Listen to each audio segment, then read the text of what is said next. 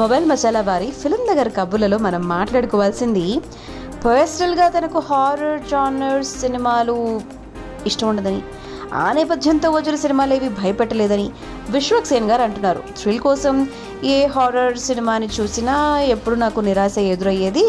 అవకాశం వస్తే ప్రేక్షకులు అభిమానుల కోసం హారర్ మూవీస్ చేస్తాను అని చెప్పి అన్నారు. తాను హీరోగా నటించినటువంటి గ్యాంగ్స్ ఆఫ్ గోదావరి ప్రమోషన్స్లో భాగంగా ఒక ఇంటర్వ్యూలో ఈ సినిమాలన్నీ పంచుకున్నారు.